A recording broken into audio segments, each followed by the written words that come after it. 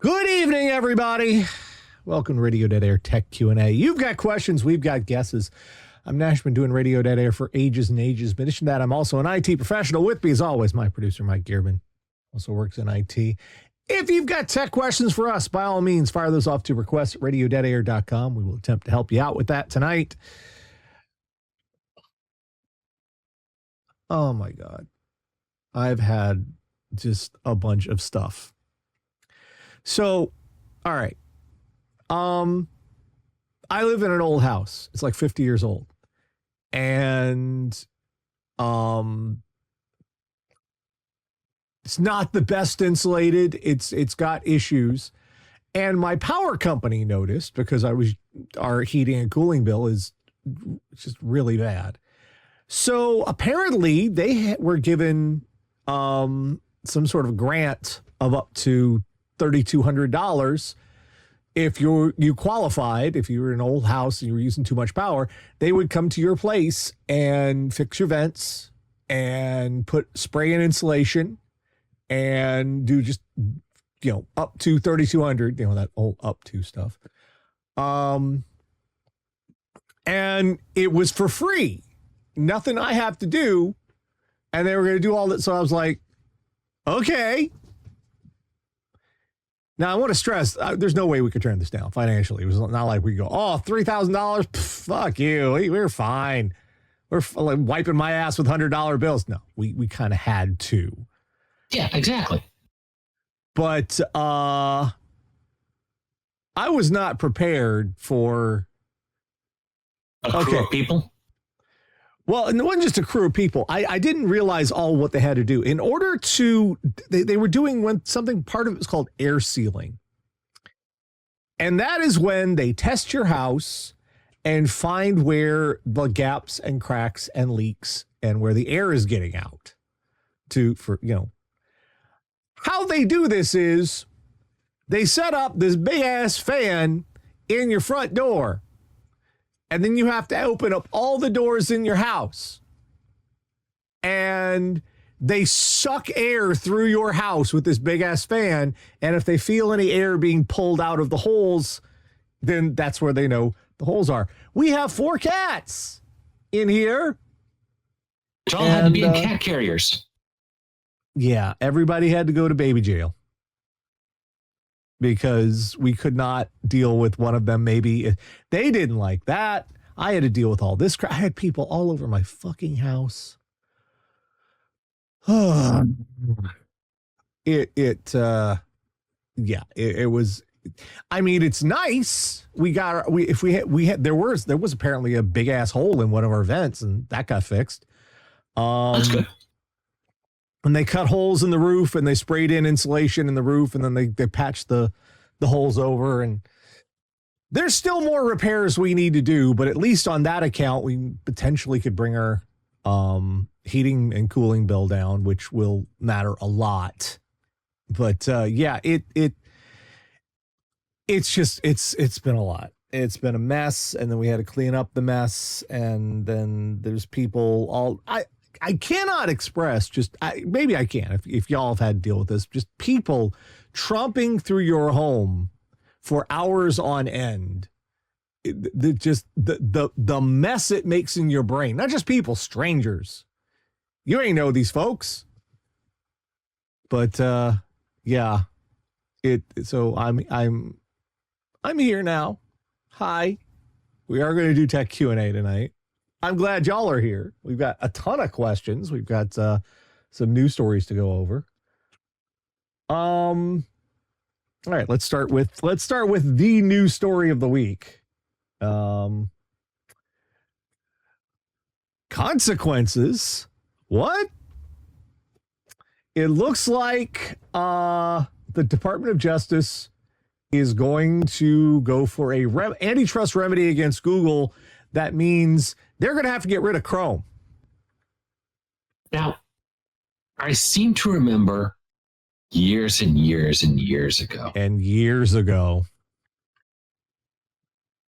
That the DOJ tried this with Microsoft and Internet Explorer as well. Says you must separate these things. And they didn't win that one. I mean, they did make it so in certain ways you could uninstall it. And now, of course, it's a completely gone product and you can not have Edge if you don't want it, etc. So I'm really wondering if they're going to be successful on this one. Well, at this point, this isn't going to, they're not going to be back in court until April. Yeah. But here's the one thing. I want to answer one question that came from the channel. It says, will this actually happen with the new administration coming in? This started under the previous Trump administration. So the idea that it would stop now, not likely.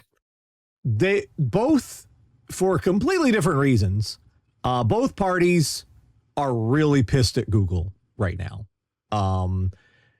The Biden administration for antitrust violations and for being monopolistic, and Trump because they say mean things about him. Accurate, though. So, yeah, the Department of Justice will likely continue to try to make this happen. White balance here a second. There we go. A little less glowing there. Yeah, the Department of Justice is definitely going to try to make this happen. What it will look like is some other company is going to have to purchase Chrome. Now, it's not just like Chrome being spun off and suddenly it's a new company. I mean, look at all the trouble Mozilla goes through being its own thing. Yeah. They're having tons of issues right now, especially with the AI crap. They've pissed off their own developers and stuff, and that's not going well. So, and they're a nonprofit to begin with. I'm surprised there hasn't been an AI-free fork of Mozilla. I think there is, but it's tricky. Well, okay, then I'm going to say that it's not necessarily well known because I hadn't heard of it. Well, part of the deal is it's kind of like what happened with OpenOffice and LibreOffice. You got to be able to pry developers off the original project to make the new project viable, even if it's a fork. And the way that developers were able to pry them away from OpenOffice is Oracle was involved and Larry Ellison, and everybody hated those assholes. Yeah, Firefox, it's kind of different, but Chrome, the question is who would buy it?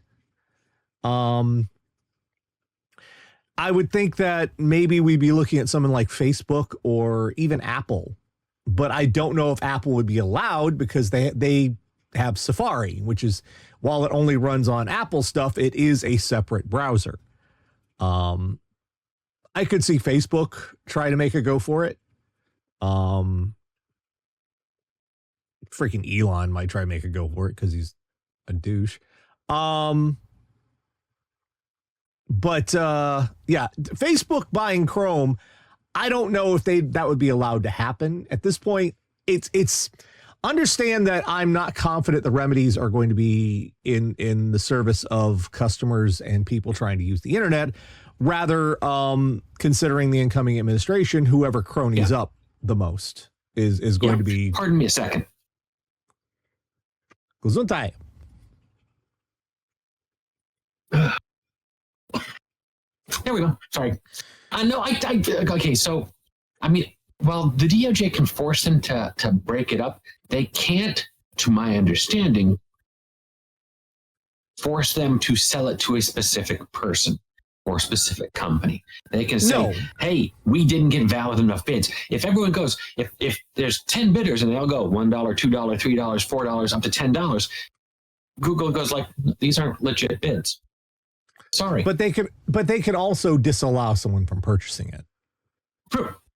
So they could say this is they could say this person is not sufficiently far removed from Google to purchase it. You know, even if it's blatantly corrupt when they do it.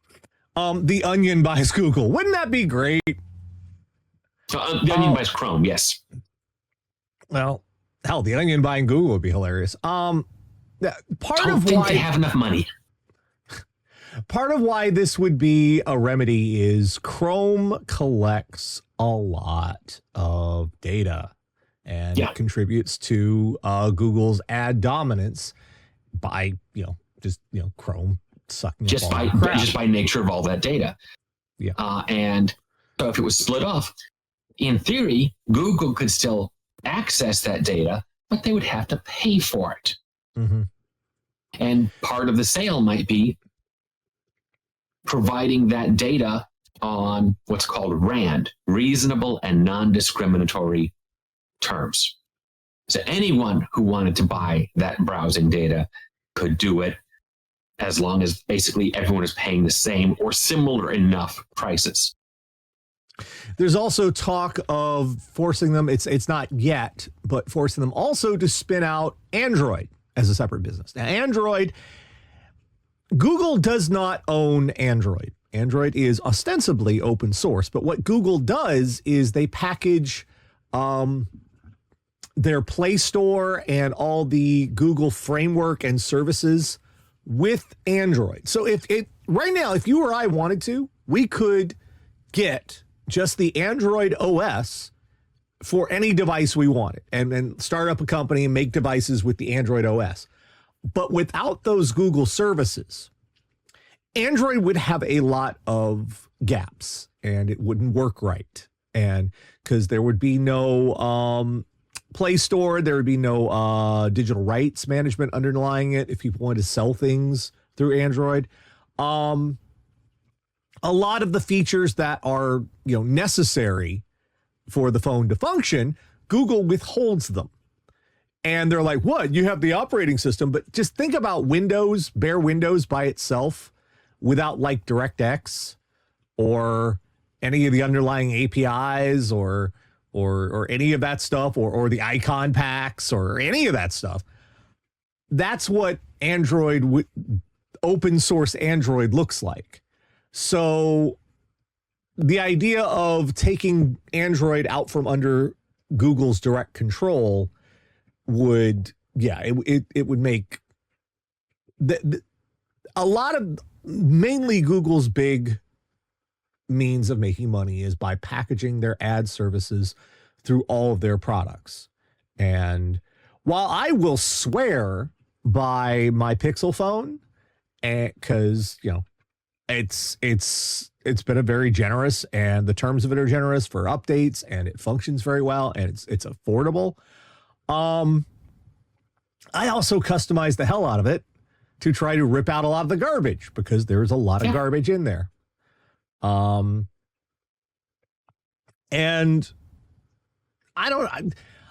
the question is, if this does happen, is this going to have the intended effect and we're going to have a more open online ad market than we have right now?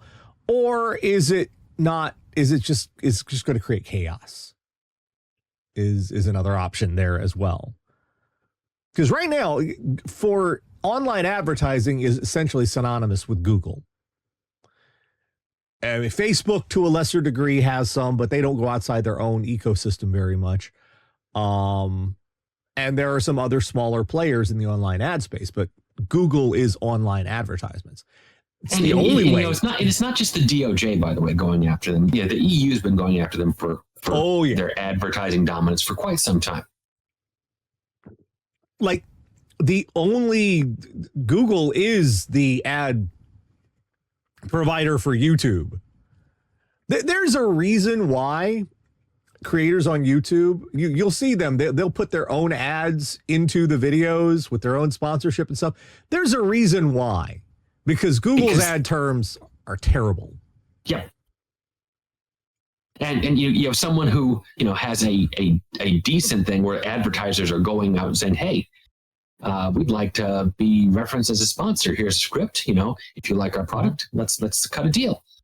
And a number of content creators will absolutely do that. Now, they might still have their video injected with YouTube ads if it's long enough, because you can't avoid that.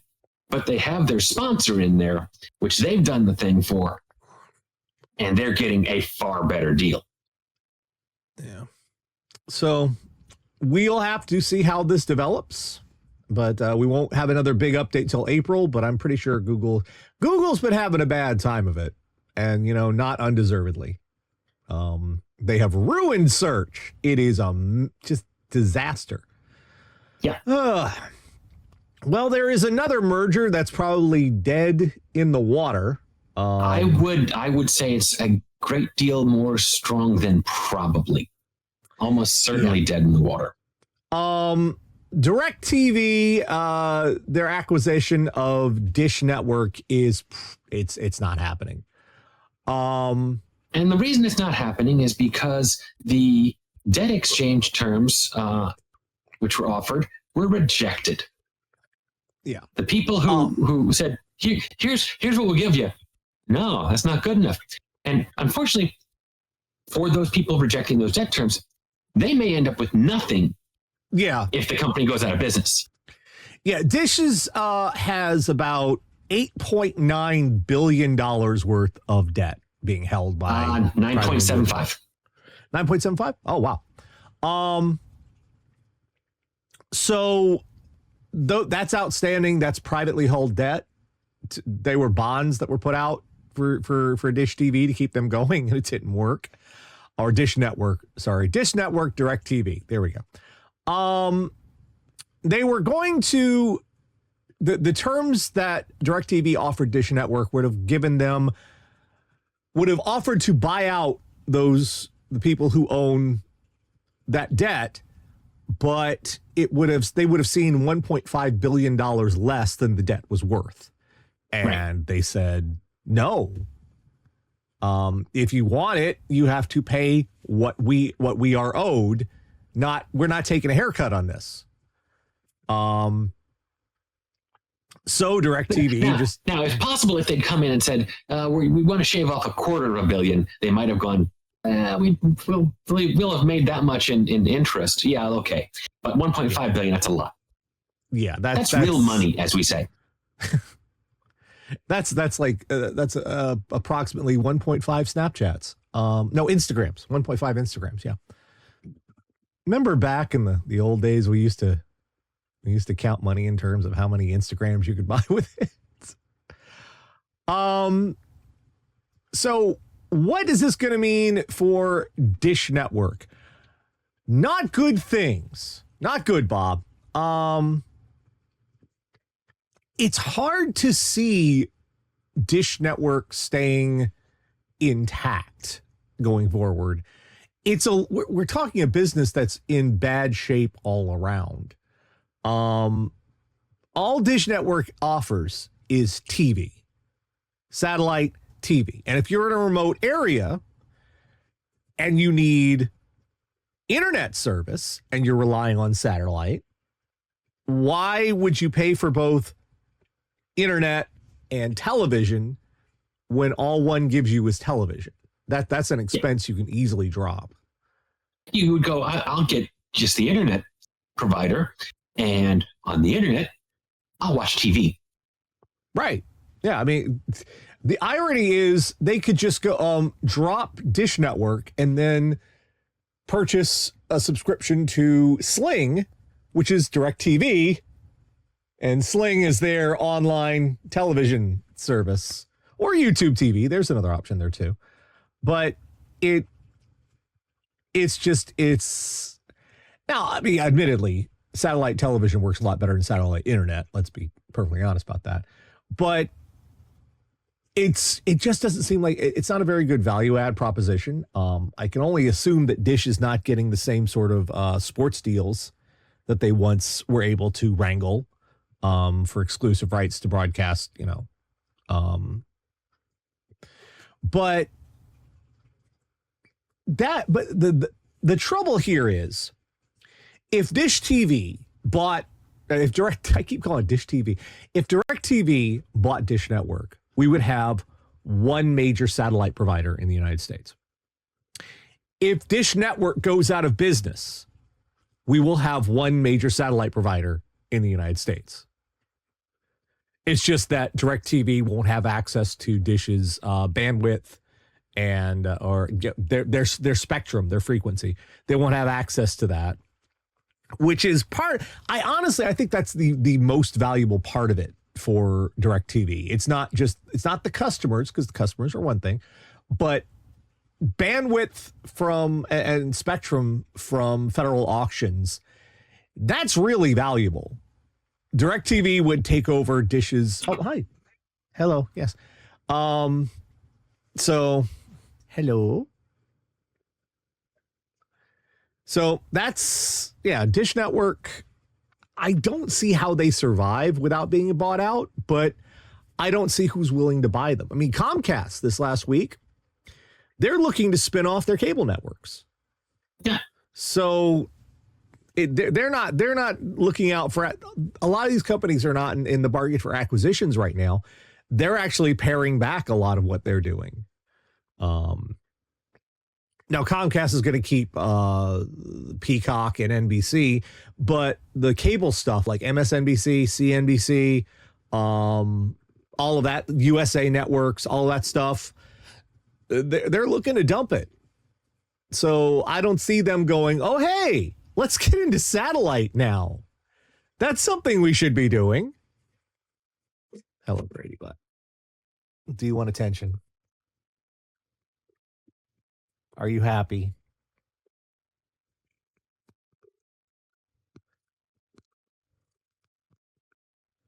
This is the show now, everybody. Get used to it. This is Grady time. All right. We've got one more news story before we get to questions tonight. This is, I kind of want to talk about this one just as a warning to folks out there who are not as aware of how these things work. Microsoft has started, advertisements in Windows is nothing new. They've done this for years now. But what they've started to do is they've started to alert users that Windows 10 security updates will be ending next year. Yeah. And they're suggesting you should... Unless you pay for the 1-year extension. Yeah. But they've been saying you should upgrade to Windows 11. Except even people whose computers are capable of upgrading to Windows 11, they're still trying to steer them into buying a new computer. In specific, they're trying to steer them toward buying a Copilot Plus PC. Which is right garbage. Now, it's garbage. Right now, that's limited to Snapdragon-based ARM CPUs, which that's not a good upgrade option because there are a lot of programs that have not been compiled for ARM yet. So if you are, which it's funny to see they're showing like Game Pass and stuff on there. None of those games will work on the Windows for ARM. None of them. You have to recompile the software to work on ARM because x86 is different. It's different. So if you get this message, do not be going, oh no, my computer's obsolete. Well, for one, no, you got a year. And even then, it's still, there are a lot of computers that can legitimately run Windows 11 with a little bit of tweaking to the installer. That might be beyond a lot of people. But if your computer is 5 years or newer, 5 years old or newer, it should, without problem, run Windows 11 all by itself. I would say 95% or better chance it will. Yeah, it has. I think it's 7th gen Intel or 8th gen Intel. It's mainly based on your CPU. If you have a Ryzen 2000 based CPU or newer, or you have a cat who's getting into things he's not supposed to, or if you have an Intel 8000 generation, I believe it's either 7 or 8000. The cutoff is 8000. If you have an Intel 8000 generation CPU or newer, your computer's fine to run Windows 11. No other component is really necessary at that point. I guess an SSD might be, but just have an SSD and one of those CPUs or newer, And if it's already running Windows 10 and it meets those prerequisites, you can upgrade. You don't need to buy a new computer. This is scummy. I hate when Microsoft does this sort of stuff, especially advertisements in Windows, because they know full well that their users are not all tech savvy. And this is opportunistic, and it feels to me like they are preying on people who use their operating system who might not know as much. So don't. What you need, Copilot Plus PCs are eventually going to be x86. When I'm talking about x86, that is the basis of the operating systems we've been using since DOS. DOS and Windows, as we know it, was based on processors using an architecture called x86. Only two companies can make those processors legally because of patents. That's Intel and AMD. ARM is a different architecture. It's the type that's used in just about every mobile device, every kind of computer. Everything that doesn't need a super powerful processor. Apple just recently started transferring over to those, and now Microsoft wants to do the same because there are advantages to ARM, especially on portable devices. They use a lot less power. They can be a lot more efficient, and that comes in very handy when you're talking about a notebook with a battery. Yeah. However, for example, ARM-based laptops for students would, running Windows would sell huge. Yeah, but the hitch, the asterisk here is the version of Windows they put on ARM is not exactly the same as the one that's on x86. That version can, in theory, run Windows applications, but they have to be specially prepared, recompiled is the term, for the ARM architecture, because there are some differences and the software needs to be, it can be done, and in some cases it's not all that difficult, but it has to be done first. You can't just grab Steam and throw it onto Windows for ARM and be like, hey, I'm playing my games. No, your games aren't going to work anymore. Not unless they have specifically been made. Yeah, Steam would probably have to, all the companies that are putting this stuff on Steam would have to make a ARM version for it. Yeah, every single game that's made. Let me say, it is not nearly as simple as just throwing an option in there saying, here's the target, it's ARM.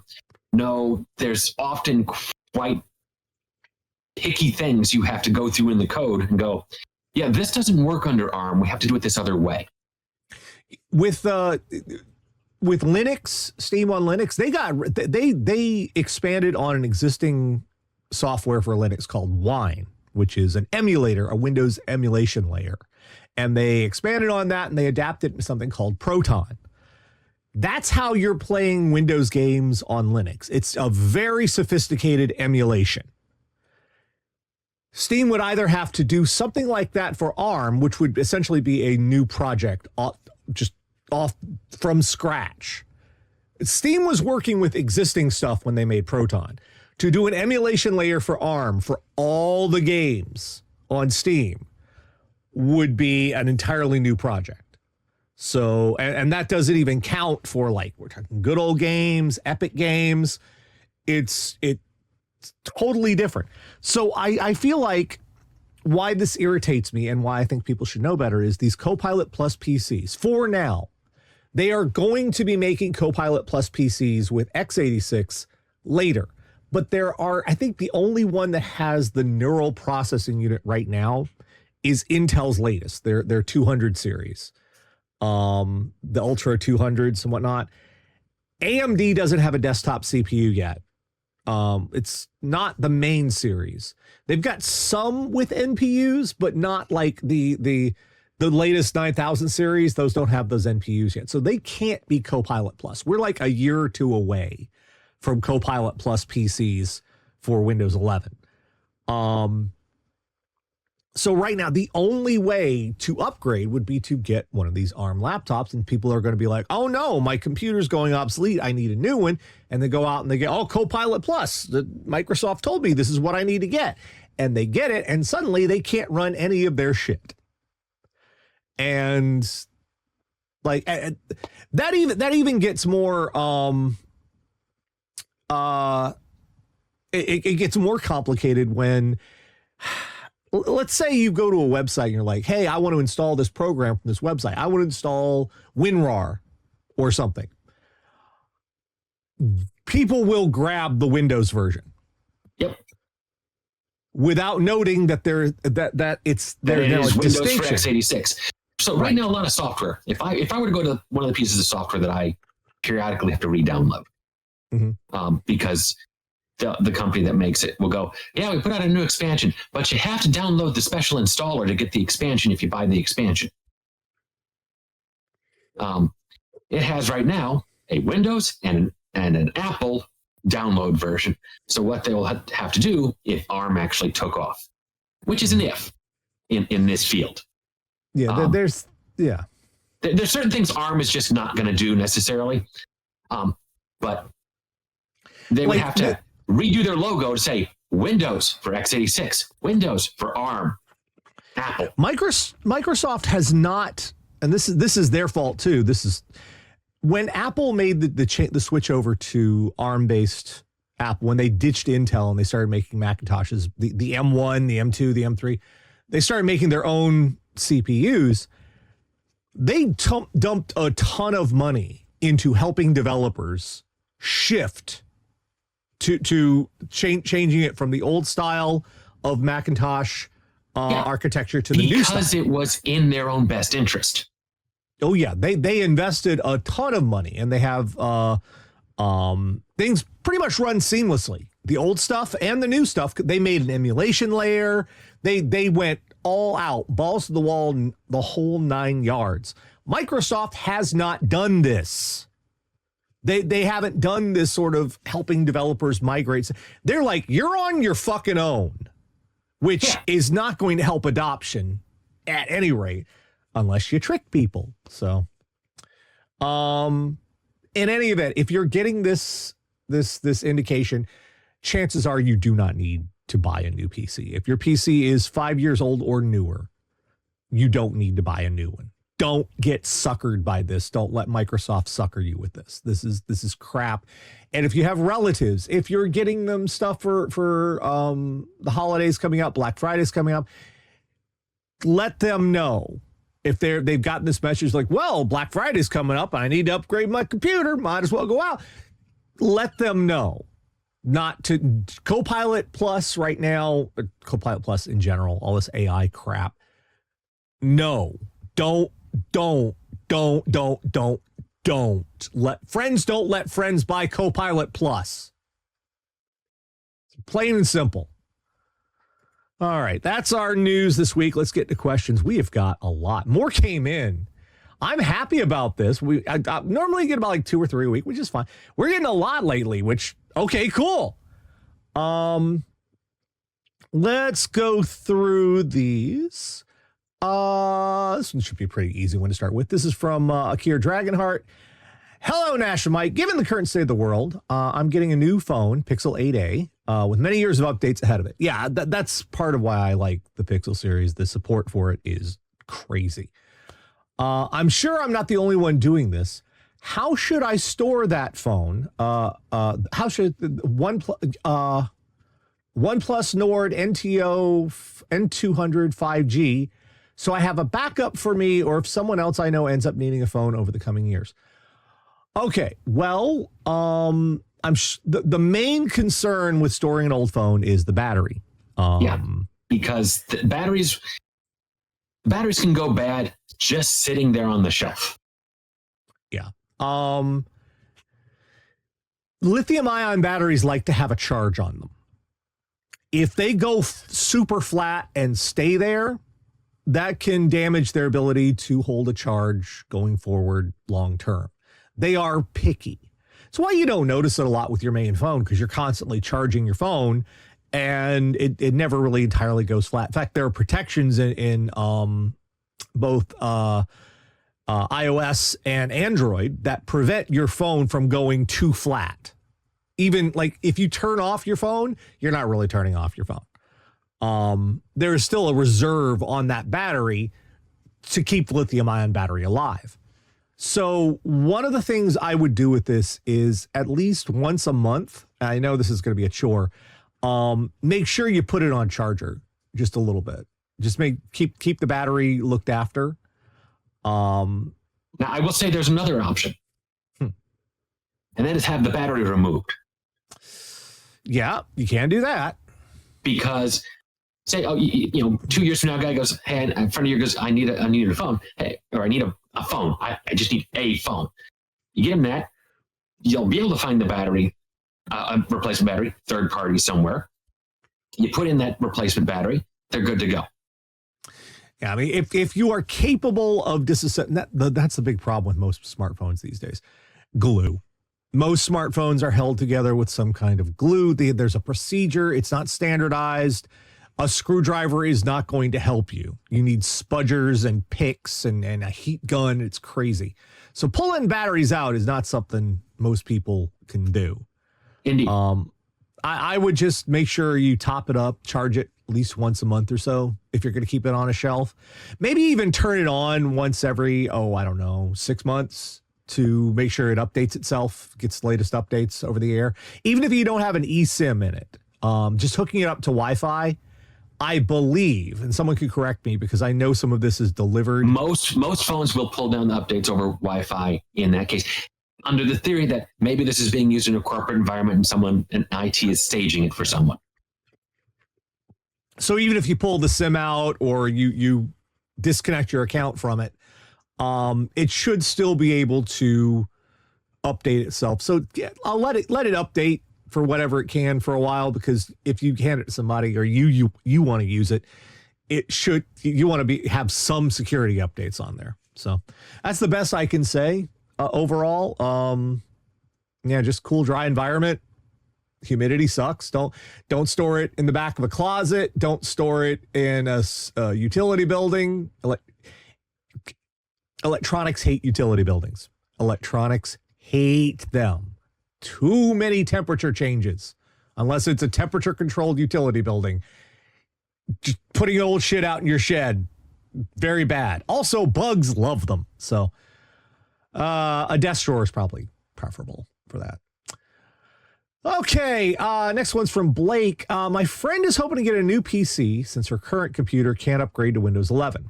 She can't afford a brand new computer and wants to refurbish one. She has her eye on this. Let's open that up. Oh, HP. No. Okay, so that is your standard office style HP computer. Yeah. And you may have heard us talk about the office style computers before. The difficulty with these is often, not always, and I don't believe they give an interior shot of this. This guy doesn't look like they do. They do not. Is that it uses customized parts. So it would not surprise me to discover that this thing has a customized power supply in it. Mm-hmm. It has maybe a customized card system in there. It's still, still PCIe, but it's going to be maybe a low profile PCIe or something of that nature. Yeah, upgradability is going to be really limited on this device. Now, I will tell you, for $204, even though they're saying 80% off, that's crap. For $200, this is a basic Windows box that will get you online. It is an i5. I presume a lot of what they do sometimes with these office systems is they don't even give you like a desktop CPU. They give you like a laptop CPU and just specialized motherboard for it. It works. It works just fine. It's integrated graphics, Intel graphics, 630. They say it's an i5. Okay. i5 7th gen. Ooh. Oh, it can still run Windows 11. I think, if it says it has Windows 11 on it. Yeah. Okay. Yeah. Windows 11 is an option there. Okay. That's fine. So I guess some 7,000 series GPUs were CPUs were eligible. I was hard to remember it was the 7th or 8th, but this is not going to be a super uber gaming system. This is going to their question does say that that's not what they're looking for. So yeah. This is Microsoft Word, browsing YouTube. This will be fine for the money. For $200, it's not a bad deal. With new Windows 11 with a 1 terabyte SSD, these people have pretty good reputation. It will work. If you are stuck for cash, this is not a bad deal for a computer that will function. In fact, you might be able to do like Stardew Valley and stuff on this. So can do a few games.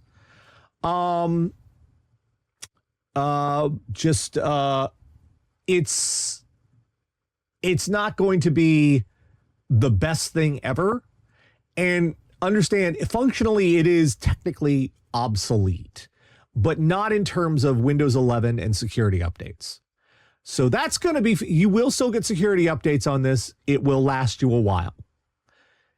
It's not going to be anything special. And the one hitch is if something breaks, your only option is to go through either HP themselves, which are going to charge you a ridiculous amount, or you're going to have to find your source parts yourself and find someone who can repair it, which is also probably going to cost you more than the $200. So if this, just be prepared.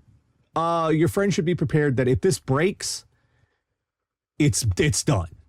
It wouldn't be worth it to fix it. Not at this price. Generally not for speaking, 200. the only thing that'd be worth it to fix, and worthwhile to fix it, would be possibly the RAM. If the RAM suddenly went south, yeah. Now my concern here is this thing says, the listing says PCIe 64 gig RAM. Okay, I'm not even sure that this model can actually handle 64 gigs of RAM, but that's. No, you probably can. Okay. Now, especially if it was a work system, so yeah, they probably cram this thing full of RAM. Okay. So the one thing I'll note. Okay, so I just respect it slightly because the page loads with 8 gig of RAM, which is not what you want. Right.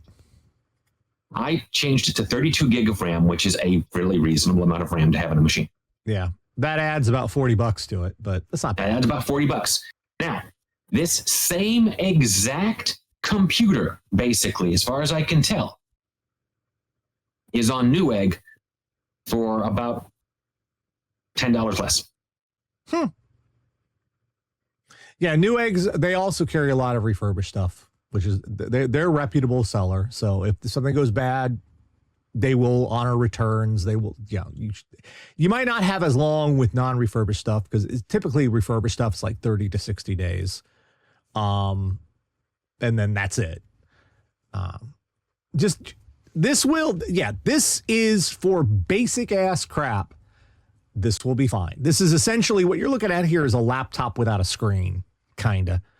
And a battery. No screen, no battery. That's what it is. Yeah. Now, and I'll say the reason I would go with Newegg over eBay in this case, if you're looking at the same thing, is because Newegg will actually stand behind their products.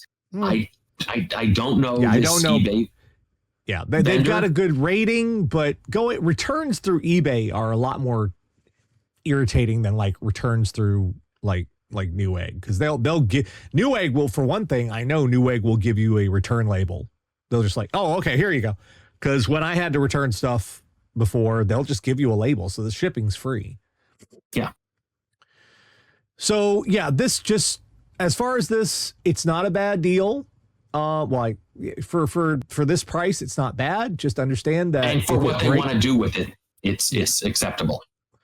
Just understand, if it breaks, it will be cheaper to get a new one than to try to service this or extend it. Technically, this thing is already obsolete, but for the purposes of Windows 11 and what your friend wants to do with it, it'll be fine. You'll get the security updates. You'll have the options. It'll work. All right, next. Oh my God, we have more questions. So many this week. I'm all about this. Colin, hello kitties, and also Nash and Mike.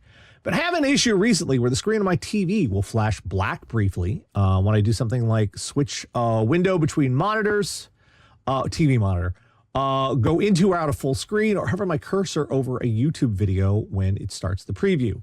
Also, my screen will occasionally freeze up and then my computer restart. The only hard drive changes I've recently had is removing some old drives I don't use anymore, re-download the video drivers, change graphic settings, and nothing has worked. All right, Colin. So first, I'm gonna be honest simple with you, stuff. this feels like something got knocked loose as a connection inside.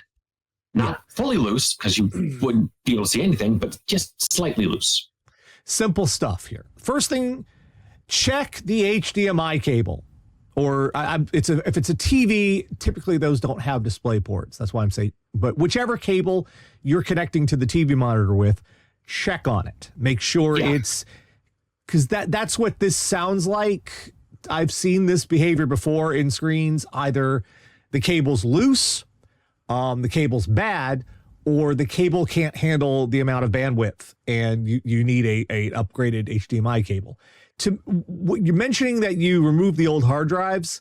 I think what happened is the cable either most likely needs to be resecured, or possibly the cable was damaged, which is not a very huge possibility there, but it is possible that happened. That's the first thing I'd try with this before doing anything else. You don't mention if you have a discrete graphics card, which is another thing. That's also another thing you need to check. Make sure the power connector, if you have a separate graphics card, not one going through the CPU, going out of the motherboard. If you have a separate graphics card, check the power connection. Make sure you didn't knock it loose in its PCIe slot. Resecure. In fact, a good idea, pull it out of the slot, put it back in the slot securely, reconnect the power securely, screw it back down.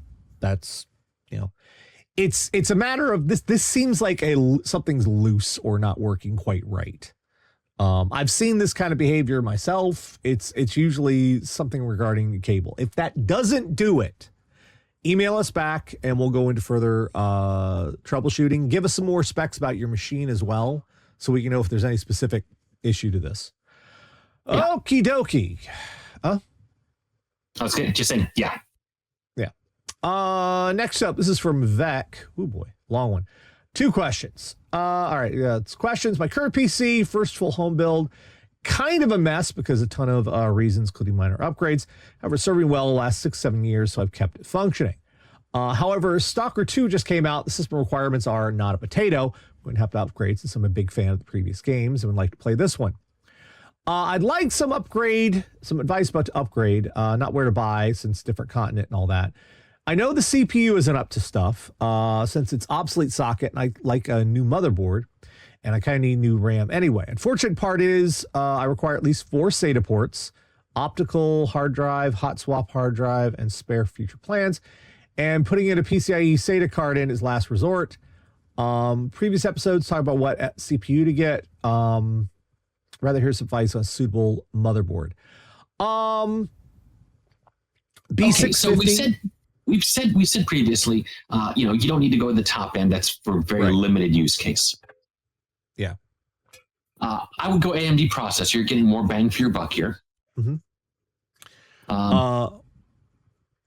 B650 or B650E. Don't worry about B850. That's functionally, it's about the same thing. What I would do is I would look for some Black Friday sales, if that applies where you are, because Cyber Monday is kind of a global thing. It's weird. You might find some deals on some older.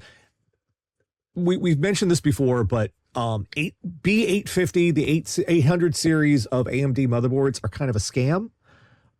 They haven't added or changed that much. They've just added USB 4, which is not a big deal right now. The the 600 series of motherboards are steel because they'll work with the newest AMD CPUs, and they have about the exact same features. So those are probably, I'd go with that. You'd get a better deal on it. Lots of those will, about 4 is like the minimum PCIe. I'd seen less than 4 on the super cheap motherboards. But B650 will probably have at least 4 SATA ports now. Don't expect to see more than that anymore. But I think they're kind of maxing out at 4 SATA ports. So something B650, I like Gigabyte and I like ASRock. ASRock that have been doing great price performance wise, and Gigabyte I like for reliability.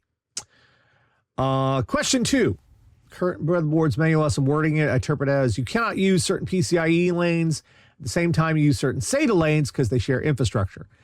So it's purely if you uses PCIe lanes as storage, or is it for all use the PCIe lanes as universal for most motherboards? It's not universal. You'll have to check the motherboards. I have in my motherboard, there's like one of my M.2 slots is shut down if I use all of my SATA ports. But that's only one. Typically, there will be at least in the newer motherboards, there's one M.2 slot that's directly wired straight to the CPU. And then the other M.2 slots go through the chipset on the motherboard to talk to the CPU. That's where the issue comes in about sharing SATA ports and PCIe lanes. So you'll have to look at the manual for whatever motherboard you're looking at to see which M.2 ports get shut off, if at all.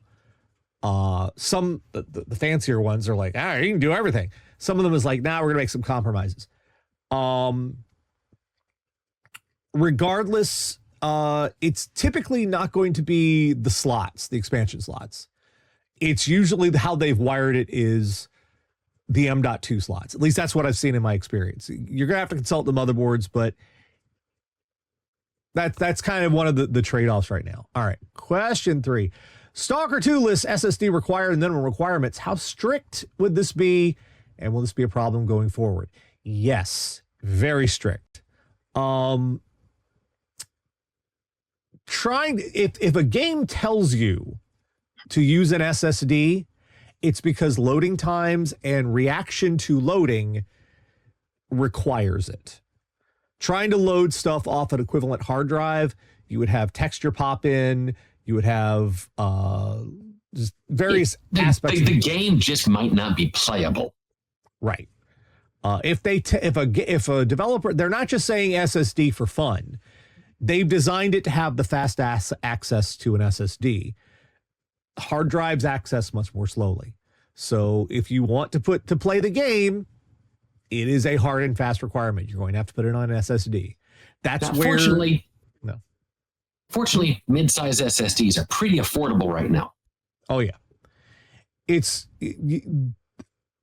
As far as home users, hard drives are effectively on their way out. We are in the transitional period right now.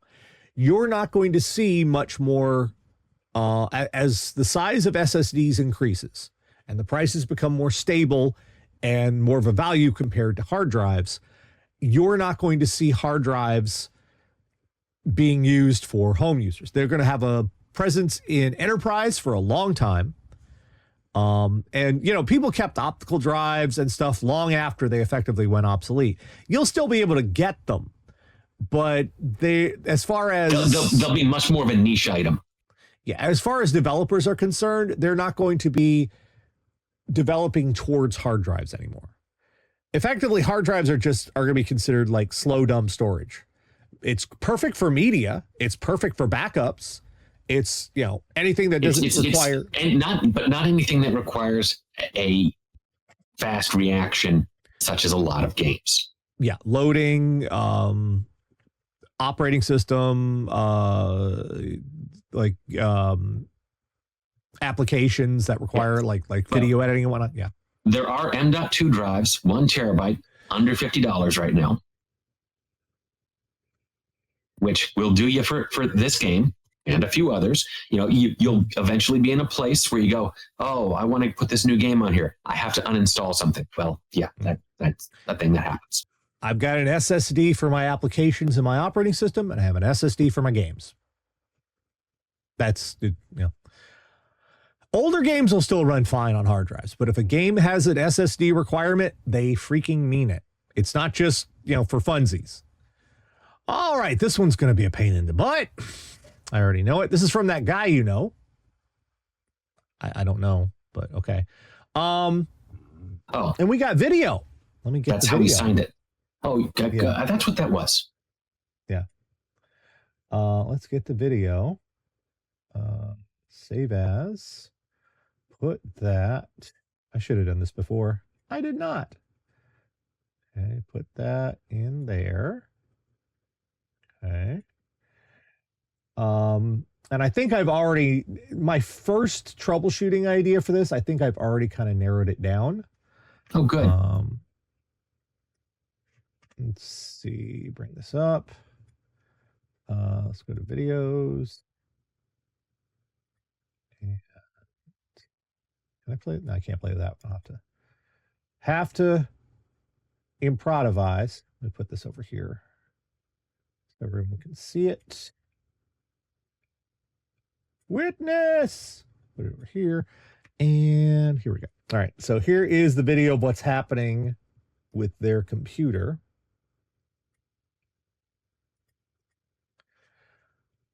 Now, all right. First, before he hits the power, don't want to, pronouns like, you'll notice there are lights. Oh, it does say that guy.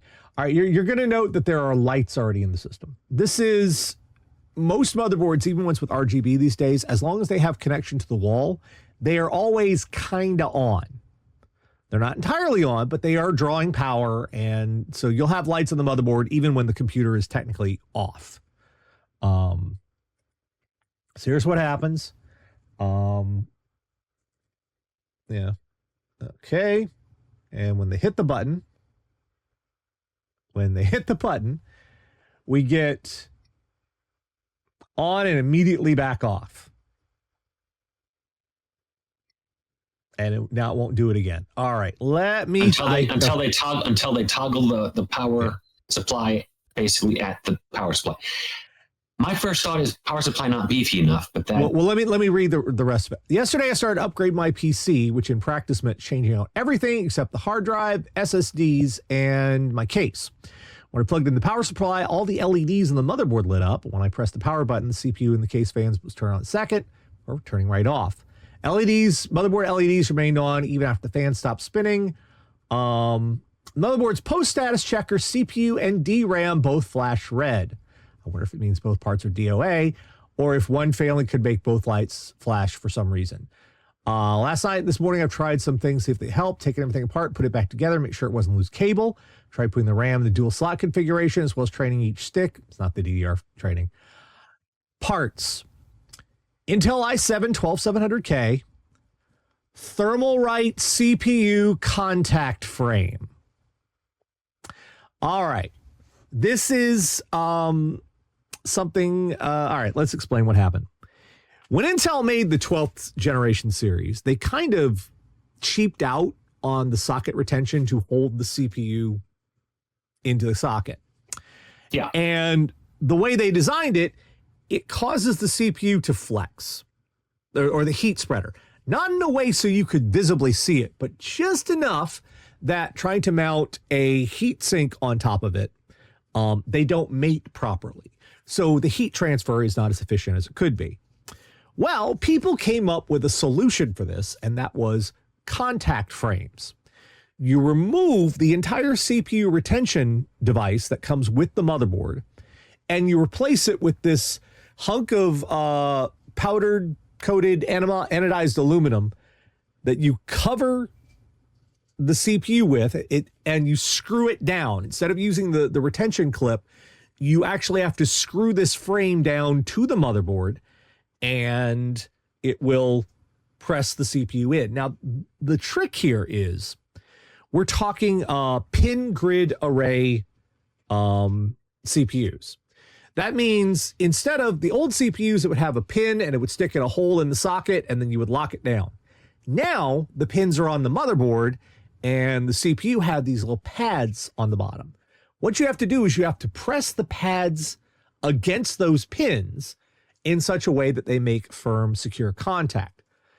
This is where the contact frames become tricky, because instead of clipping it down with a established, this is how it works manner of doing things, an engineered solution, you have to count on screwing it down yourself. If you don't screw it down enough, or if you screw it down too much, the CPU is either, it's not making proper contact with the pins in that socket. That can cause exactly what we're seeing here. Either effectively the motherboard is going, what the hell? Some of this is connected, some of this isn't. I don't know what to do here, and it throws up its hands. One of the lighter issues, lighter symptoms that you can see with this is that sometimes both RAM sticks aren't recognized because one of the RAM controller interfaces isn't. It'll still boot, but the RAM controller interface isn't working right. One of your RAM sticks isn't recognized. That's because one of the channels can't talk to the CPU. Or you get drastic stuff, like in this case, the thing won't turn on. First recommendation I would say is remove the contact frame, replace the retention socket that came with the motherboard, and see if you can get it to boot like that. Another thing if that doesn't work, another thing you're going to want to do is get a magnifying glass or something, or your phone, which will allow you to zoom in on that socket. Remove the CPU and look very carefully at the pins in the CPU socket, because too much force when you were installing the contact frame, you may have bent and or damaged some of those pins. This is the Thermalright contact frame is the cheap one. That it's a knockoff of one that was made by Thermal Grizzly, which they are a very precisely manufactured German company. They do things specific. It comes with screws that tell you exactly how far to turn it. There's little notations on the contact frame that's like, you turn the screw exactly this much. This is how you install it. And then Thermalright's is just like, go crazy. Screw it down. Yeah. So I would replace the original contact frame. And that's the first thing I would tell you to, because of all the other variants this could be, let's see. I don't think it's power supply. I ran the parts through a power supply calculator. Well, fine there. This is also behavior you can see if the motherboard is experiencing a short. That could also be something that could be caused by this. But my first real instinct is it's that contact frame, because it's a subjective installation. You have to know the exact amount of tension and torque to put on those screws. And if you can mess it up. The retention clip, while it does bend the heat spreader, it is a consistent level of force. It is measurable, constant, reproducible results. Every time you clip that thing shut, you get the exact amount of force to hold the CPU where it needs to be. It's engineered that way. So yeah, replace the contact frame with the original retention clip and see if that resolves it. You have anything else? No. I will say that the Thermal Grizzly contact frames do seem to be available on Amazon if you need them quickly. Yeah. They are more expensive, however. So we got 3 more questions came in. This is from John Snapperjack. I have nearly 10-year-old Samsung 2 Chromebook, 11-inch Intel Celeron, end of life as far as updates. I was wondering if there's anything I can do to upgrade the OS or make it safe to use online. I take it it's not going to have, it's 10 years old. It's not going to get Windows 11 automatic. Well, there are 2 things you can do. The first is you can install Windows 11 on this device. You just need a little bit of software called Rufus. Yeah. Rufus. My first thought was Linux, by the way, but that's another option. Rufus is, put this over here and show it to you on the big screen. Rufus is a little piece of software that makes bootable USB flash drives. And one of the tricks it has is if you get the Windows 11 image, you can allow it to, it will write an install, it will make the installer work in such a way you can install Windows 11 on unsupported devices. And I will tell you on a number of things. Now, the way it does this, by the way, is there's a Windows command on that. I suspect Rufus does this. I'm not sure. I haven't dug into Rufus. Called DISM, which allows you to take an image and say, hey, this is the image I have, but I really need this driver in this image. Yeah. Now, the reason I know DISM is because when I took my Windows 10 exams several years ago in preparation for an audit, say to your IT guys have their Windows 10.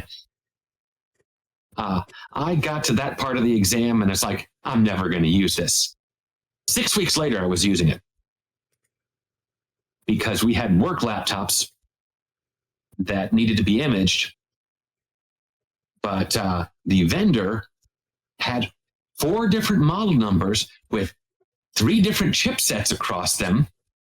And I had one image that we knew was good. And I just fed it all, just like, here's all the possible drivers. Go to town, load those in there. Fantastic. Okay, it stopped blue screening on boot. Fantastic, we're done. So what you'll need to do is download a Rufus. You don't even need to install it. It's got a portable version that will just run from an EXE. Download Rufus. Download the Windows 11 image from Microsoft. They have it on their website, and make a bootable USB stick with the, the checks all turned off. And I've done this too. I have a 10-year-old laptop running Windows 11. It's from 2014. It's a little faster than this. Oh, whoa. Chromebook. My bad. Oh, you're not going to run Windows 11 on this. I saw the Celeron. My brain's no. Well, that still applies if you have an old laptop. Chromebook. Oh, I'm going back to Linux. Is there? Let's see. The Chromebook XE500C. Let's see. Is there a Linux option for this? That is the question. Oh boy. Let's have a look. I'll try Linux. I mean, there's a number of Google search results that take with a grain of salt that say yes, you can. So yeah, that's how you do it then. Linux is how you do it. You get a Linux installation that works with Chromebook. You'll have to look. Yeah, there's Linux Netbook. There's let's see, it's here. See. Yeah, there's something called Mr. Chromebox.tech. Yeah. You'll might have to do a little digging. Is going to be kind of doing things a little weird. But this is Chrome OS at its heart, it's Android. And Android is Linux. It's just a different kind. They're both Unix based. It can probably run Linux. You'll have to find a distribution that will work with it. That's the best way of making it viable. It will still get security updates.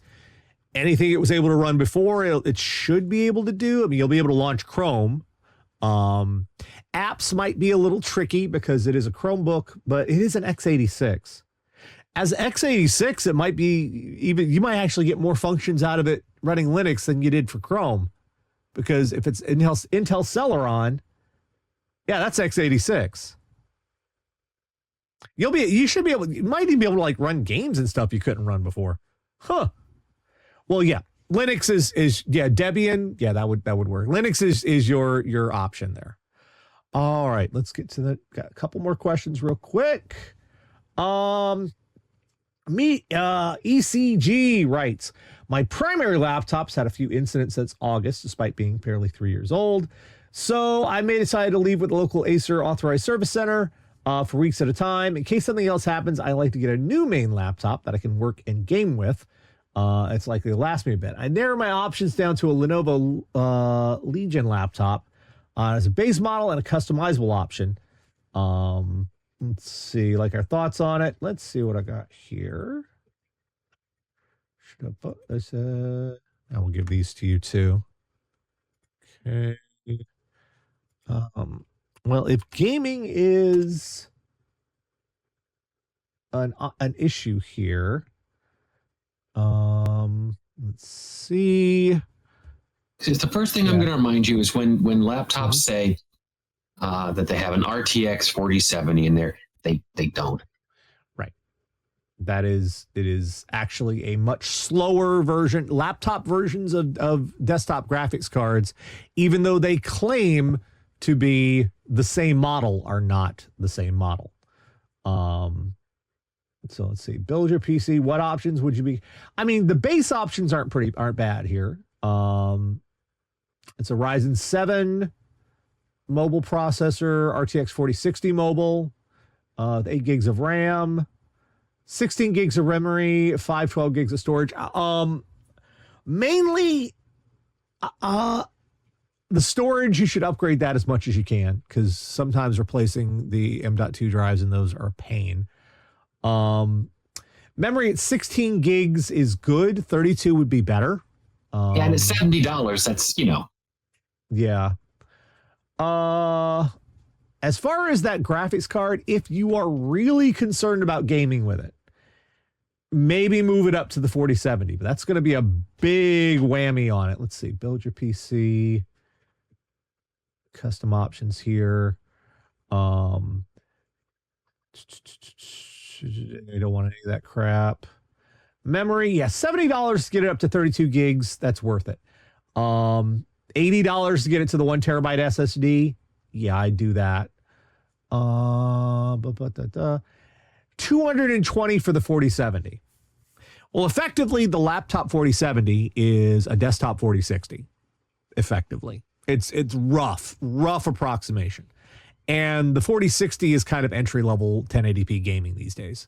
Some 1440p gaming you can do with it too. If gaming matters to you, yeah, you probably want to put the 4070 on there. If not, the 4060, the mobile 4060 will still work too. They both have the same amount of VRAM. It's just the 4070. That's a tiny amount of VRAM, really, but nothing you can do there. So yeah, you're not getting a VRAM bump by getting the 4070. You're just getting speed and frame rate bump. That's up to you how important gaming is for you. Otherwise, the main ones I would concern with is the RAM to 32 gigs and the SSD to 1 terabyte. That'd probably be best options. All maybe you bump up that display for the $20. That's yeah. All right. Last one is from Chris R. I have a CyberPower pre-built I bought in 2019. Ryzen 5 2600, Radeon RX 590 on a gigabyte X370 motherboard, 500 gigabyte SSD, 2 terabyte hard drive. Pretty good. Have 4 gigabyte VRAM and the board is AM4. But here's my problem: no TPM for Windows 11. I think you have FTPM. It's a Ryzen 2600. What's the board? AX370M-DS3H. And it's not even a matter of the board. It's a matter of the CPU. Ryzen 5 2600 has a fake TPM built into it. It's got a fake one. It's in your BIOS options. The reason that Windows is saying the upgrader is saying it's not there is because it's not turned on. Yeah. You're going to have to look through, and it's hard to give you standardized BIOS instructions because there are none. You're going to have to look through the BIOS options on the motherboard, find an option that should say FTPM, and turn that on. That is what Windows is looking for the upgrade. It's turned off. At the time, it was turned off by default. No one was using it. It wasn't until Microsoft said, "Hey, we're putting on a Windows 11." That motherboard manufacturers started turning it on by default. So it's in there. It's in your it's in the BIOS options. You're just going to have to find it. If you can't find it, try updating your BIOS to the latest version. that should. I will say that motherboard did have a BIOS header, but it may not have had the chip put on. Excuse me, not a TPM header. Sorry. You're just going to have to use the one that's built into Ryzen 2. Yeah, Ryzen 2000 is the cutoff. That is the first. That's the oldest Ryzen CPU you can use with Windows 11. I know this because when it came out, I was still on my my Thunder, my Threadripper 1950, and I couldn't get it. Didn't have the FTPM. It wouldn't have worked with Windows 11. I would have had to have just. My only option was to get like a 2950 Threadripper, which was like a lateral upgrade. It's crap. So that was stupid. I'm still salty about the fact that they only gave Threadripper 2 CPUs on that socket, considering how expensive that socket was. Assholes. Anyway, you shouldn't need to upgrade anything. You just need to find that setting and turn it on. It should, in fact, if you look it up in your, it may be in your motherboard manual. You'll have to look and see. Under the BIOS options and whatnot, it may be in there. You want to look for FTPM. That's the setting. Now, I will say I looked at the BIOS for this board, and it does indicate that it should be there. Mm-hmm. But again, as Nash said, it might take a BIOS update to expose the option. As far as if you want to update, this is not a bad one for upgrading. You can go all there's some sales right now on the Ryzen 5000 series. You could drop one of those in there. Like I think there's like the 5900 is going for like 260 right now, and that's a 12 core, 24 thread CPU. It's only like 2 generations behind, and it's effectively 1 generation because 9000 is not that fast. Anyway, you got plenty of upgrade options. AM4 still has a lot of stuff you can just drop in there cheaply and keep your system viable. But yeah, I mean, the CPU and then your graphics card. That graphics card's a little old, but it still works.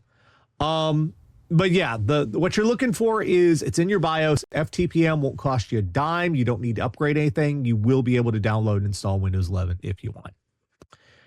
All right. That was a long one this week. I like getting the questions, though. That is going to do it for us tonight. We'll be back next Saturday on the proper time, 9 p.m. Eastern. Hopefully, yeah, unless other crazy crap happens. I may be in a little bit of carb coma still. Yeah, because we had. Thanks. I am so looking forward to Thanksgiving because being on the low carb diet, I have been looking forward to having good food again. Like the low carb stuff is tolerable, but I miss things and like mashed potatoes and gravy. We're gonna have mashed cauliflower. The turkey is what I'm more interested in. The fucking turkey. Turkey's fine under a low carb diet. Anyway, there was one piece of news we didn't cover that I really just want to mention briefly, and that is Andrew Tate, who is under criminal investigation in 2 different countries, had his website hacked and his entire user base dumped to the distributed denial of secret site. Yeah, that's funny.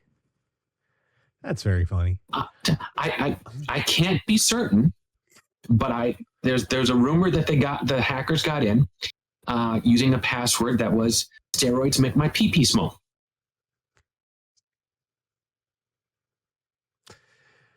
Anyway, we'll be back next week. If you have tech questions, you can send those to us at request@radio.air.com or leave them in the comments of the YouTube video.